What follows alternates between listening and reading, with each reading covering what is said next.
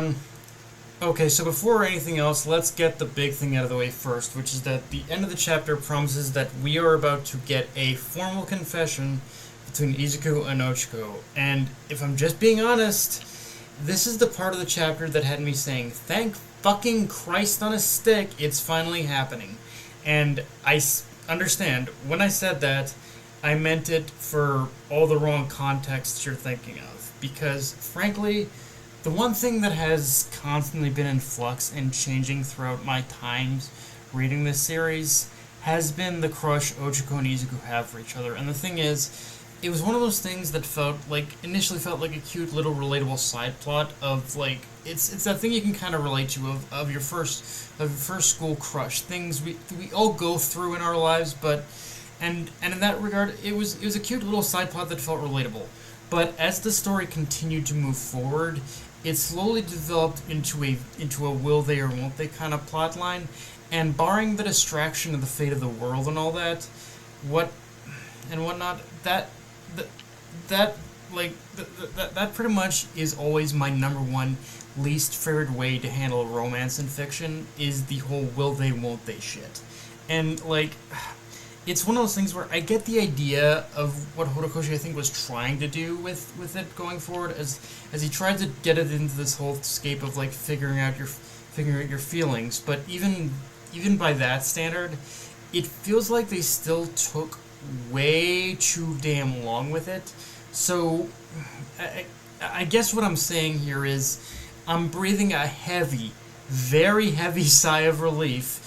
We're finally putting a close on this plot point, although I guess for what little it's worth, I'm at least glad to see the battle with Toga had stuck with Ochako enough to realize, yeah, she had been taking things in her life for granted, and especially when it came to Izuku. So I guess I'm thankful for that part of it at least, but yeah, I'm thankful we're finally bringing this plot point to an end, because it needed to be.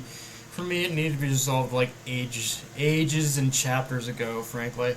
But having gotten that rant out of the way, though, there is still a lot I still like about this chapter. Like seeing Class A get back in the swing of things at school, although with the added, you could say, pressure and complication, that they are basically superstars now with the freshman crop of students. And yeah, let's talk about that scene where you see Bakugo and Todoroki cowering behind Ida.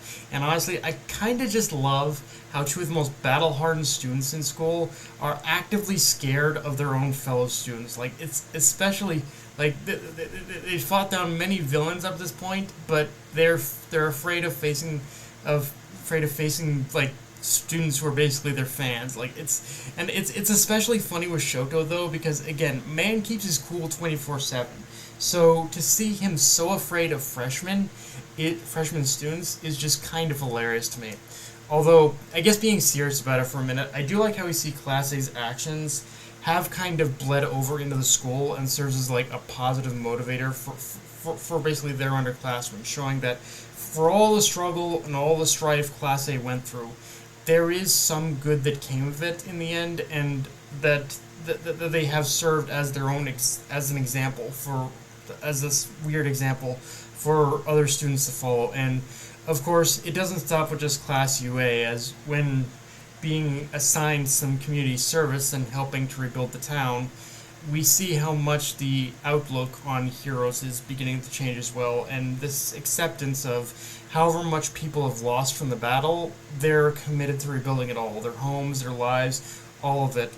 The citizens are gonna pick up the pieces and keep moving forward. And again, it is because of Izuku and Class A's efforts that did give them perspective that they may not be able to help in the same way heroes can, but they can still fight in their own way. They can still contribute in their own way, and how they themselves can pretty much, how they can show that they're not just spectators on the sidelines.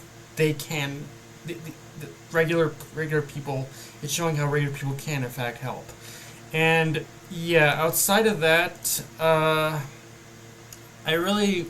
there's not much more to say, although I really enjoyed the conversation between Bakugo and Edgeshot in this chapter, and how there is kind of this mutual respect they share now, where Bakugo is thankful for him for saving his life, and Edgeshot is taking it all in stride. Like, thankful he was able to save a life, even if it meant he had to, in a sense, give up his own. Although even that he's taking in stride, as you can see, that the slow recovery has allowed both Bakugo and Edgeshot to like appreciate life more.